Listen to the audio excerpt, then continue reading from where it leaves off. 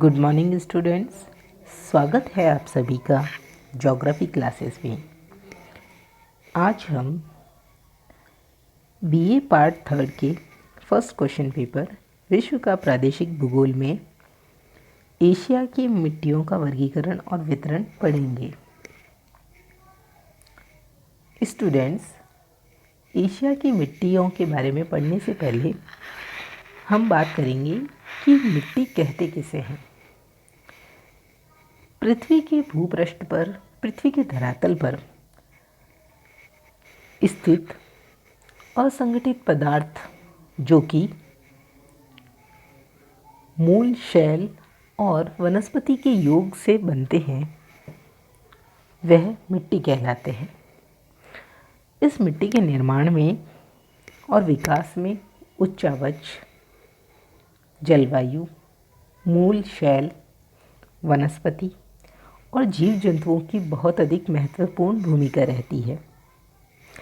Asia महाद्वीप में, जैसा कि आपको पता ही है कि जो ये सभी कारक हैं, उन सभी की विविधता पाई जाती है। इसके कारण मिट्टियाँ भी इस महाद्वीप में विभिन्न प्रकार की पाई जाती है। आइए बात करते हैं एशिया में मिलने वाली मिट्टियों की। सबसे पहले आती है टुंड्रा मिट्टी। यह मिट्टी एशिया महाद्वीप के सबसे उत्तरी भाग, सुदूर उत्तर में पाई जाती है। इस टुंड्रा शब्द का ही अर्थ होता है बंजर, क्योंकि इस प्रकार की मिट्टियों में किसी भी प्रकार की उर्वरता या उपजाऊपन नहीं होता है। ये मिट्टी जो है एशिया महाद्वीप के, जैसे मैंने आपको बताया कि सुदूर उत्तरी भाग में टुंड्रा प्रदेश में पाई जाती है, जो कि एक शीत प्रदेश है।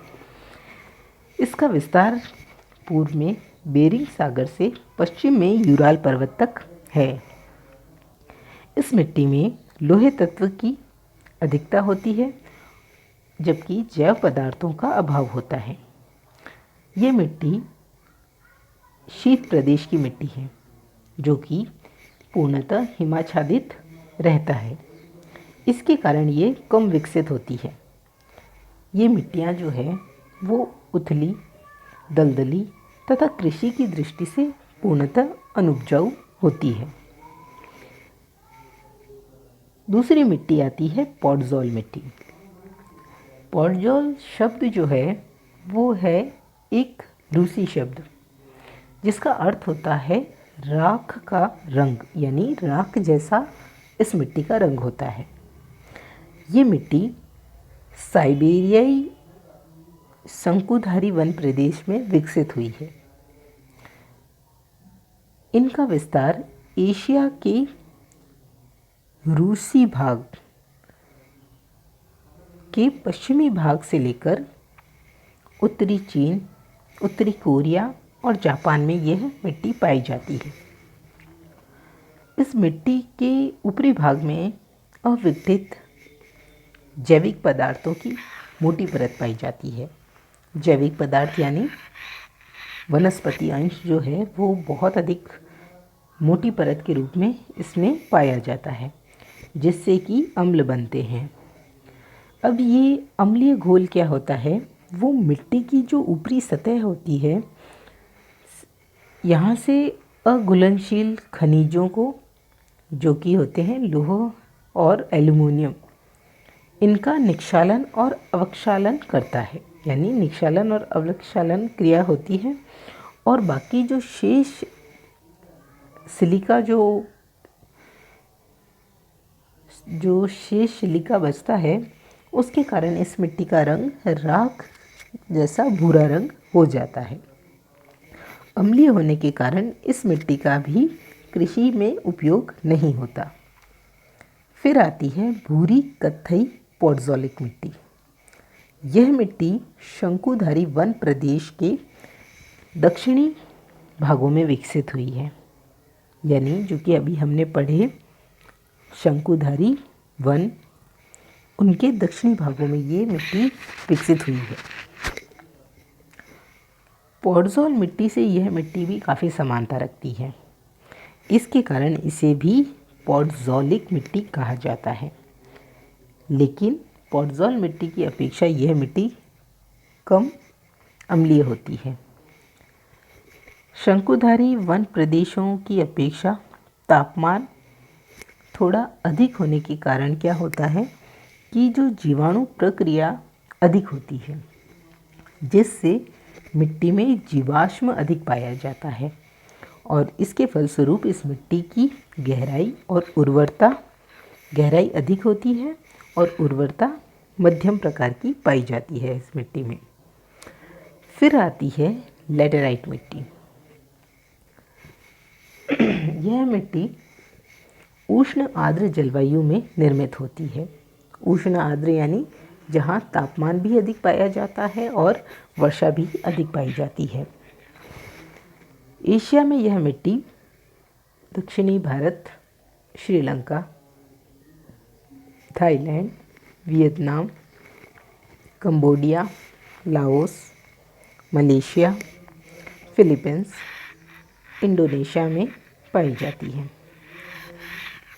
तेज़ वर्षा के कारण क्या होता है, निक्षालन की क्रिया होती है। ये मिट्टी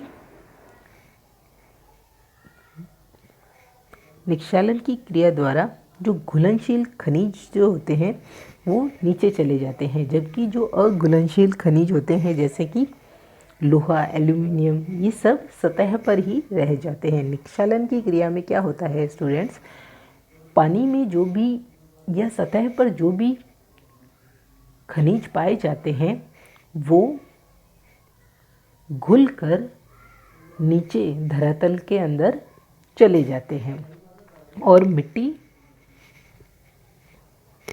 दलदली, जैसा कि इसमें बताया गया है कि ये उष्ण आर्द्र जलवायु की मिट्टी है। तो क्या होता है कि ये मिट्टी हमेशा दलदली बनी रहती है और सतह पर लोहे तत्व की अधिकता के कारण इस मिट्टी का रंग लाल होता है। ये मिट्टी सिंचाई के सहारे इस मिट्टी में मक्का, बाजरा आदि की फसल इसमें पैदा की जा सकती है। इस मानचित्र के माध्यम से आप समझ सकते हैं कि किन किन मिट्टियों का विस्तार एशिया के किन किन भागों में पाया जाता है। स्टूडेंट्स, आपके सामने एक पिक्चर है जिसमें दो प्रकार की मिट्टियों का चित्र दिया गया है। ये मिट्टी है राख भूरे रंग की पॉडज़ोल मिट्टी, जबकि दूसरा चित्र है लैटेराइट मिट्टी का, जो कि ईंट के रंग की होती है। अब बात करते हैं चर्नोज़म मिट्टी की। यह मिट्टी शीतोष्ण घास के मैदानों में विकसित होती है। एशिया में मध्य साइबेरिया के स्टेपी घास के मैदानों में पाई जाती है। प्राकृतिक रूप से संसार की सबसे उर्वरक मिट्टी यह मानी जाती है। यह मिट्टी गहरे काले रंग की होती है। जैव पदार्थ यानी ह्यूमस और चूने की अधिकता होती है इस मिट्टी में। इस मिट्टी में वाणिज्यिक अन्न उत्पादन कृषि बड़े पैमाने पर की जाती है। स्टूडेंट्स, घास के मैदानों में क्या होता है कि निरंतर वृक्षों की पत्तियां या घास सड़ने गलने से इस जो ऊपरी परत होती है मिट्टी की, वो निरंतर ह्यूमस से युक्त रहती है, जिसके कारण क्या होता है, इसका रंग काला होता है और इसमें इसकी जो उर्वरा शक्ति होती है वो बहुत अधिक होती है। ह्यूमस की अधिकता के कारण इस मिट्टी की जो उर्वरा शक्ति होती है वो अधिक होती है। चर्नोज़म के बाद आती है चेस्टनट मिट्टी। यह मिट्टी मध्य अक्षांशों में स्टेपी प्रदेश के शुष्क भागों में पाई जाती है, जहाँ की शीतोष्ण घास के मैदानों की अपेक्षा छोटी घास उगती है। इसे स्टेपी भूरी मिट्टी भी कहा जाता है। ये मिट्टी चूने से समृद्ध होती है और जैविक पदार्थ यानी ह्यूमस से चरणोजम की अपेक्षा कम अधिकता होती है। स्टेपी भूरी मिट्टी भी बहुत उर्वरक होती है, लेकिन उपाद्र या जलवायु में सूखे की समस्या के कारण इसकी उत्पादकता प्रभावित होती है, यानी वर्षा की कमी के कारण इस मिट्टी की जो उर्वरा शक्ति है वो प्रभावित होती है। फिर आती है मरुस्थलीय मिट्टी। यह मिट्टी मरुस्थलीय भागों में पाई जाती है जहाँ की तापमान अधिक और वर्षा कम होती है। एशिया में ये मिट्टी अरब, ईरान, अफ़गानिस्तान के मरुस्थलीय भाग, थार, गोबी के मरुस्थलीय भागों तक इसका विस्तार है। मरुस्थलीय मिट्टी में केशिका क्रिया के कारण चूने तथा क्षारीय खनिज जो हैं वो ऊपरी सतह पर आकर जमा हो जाते हैं। केशिका क्रिया यानी कैपिलरी एक्शन में क्या होता है कि जो क्षारीय खनिज होते हैं वो ऊपर की ओर आकर सतह पर जमा हो जाते हैं और ऊपरी सतह को वो बंजर बना देते हैं। इस मिट्टी में ह्यूमस की कमी पाई जाती है। ये मिट्टी कम उर्वरक होती है और कृषि के लिए इसमें सिंचाई आवश्यक होती है। सिंचाई की सहायता से इस मिट्टी में थोड़ी बहुत कृषि की जा सकती है।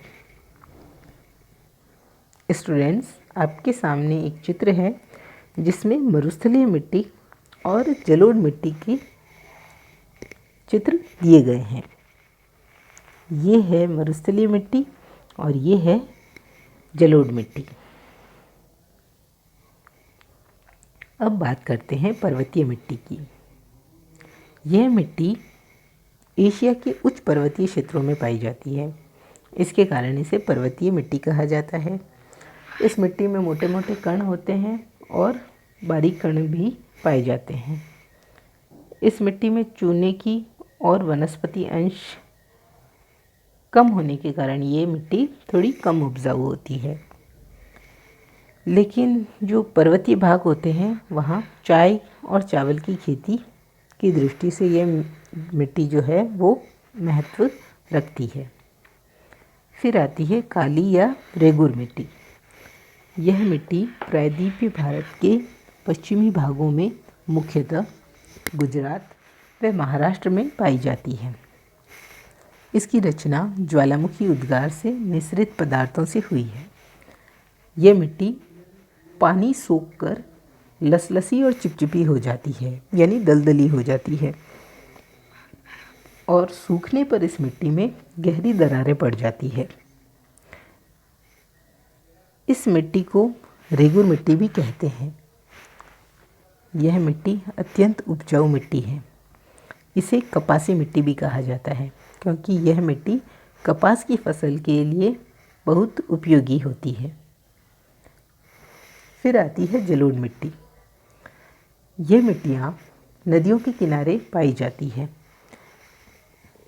एशिया में ये मिट्टियाँ सिंधु, गंगा, सतलज, ब्रह्मपुत्र, दजला, फरात, हुआंगहो, यांगटी सिकियांग, सिकियांग, इरावती, मीनाम, मीकांग आदि नदियों के डेल्टाई भागों में और नदियों के मैदानों में पाई जाती है। ये दो प्रकार की मिट्टी होती है। एक होती है खादर यानी नवीन जलोढ़ मिट्टियाँ और दूसरी है बांगर यानी पुरानी जलोढ़ मिट्टियाँ। जिन भागों में नदियों का बाढ़ का जो जल है वो प्रतिवर्ष पहुँचता है, वहाँ पर नवीन खादर जलोढ़ मिट्टियाँ पाई जाती है। और जिन भागों में एक बार या कई समय से काफ़ी समय अंतराल के बाद बाढ़ का जल जाता है वो कहलाती है पुरातन या बांगर जलोढ़ मिट्टियाँ। यह मिट्टी संसार की सबसे अधिक उर्वरक मिट्टी है। फिर आती है पीली मिट्टियाँ। यह मिट्टी मरुस्थलों से वायु द्वारा उड़ाकर लाए गए धूल कणों से निर्मित होती है, यानी अपवहन क्रिया के द्वारा ये निर्मित होती है। इसमें लोयस मिट्टी सबसे अधिक महत्वपूर्ण है, जिसका विस्तार चीन के उत्तरी पश्चिमी भाग में है। सिंचाई सुविधा होने पर इस मिट्टी में कृषि भी की जा सकती है। स्टूडेंट्स, ये था एशिया में मिट्टियों का वर्गीकरण एवं वितरण। धन्यवाद।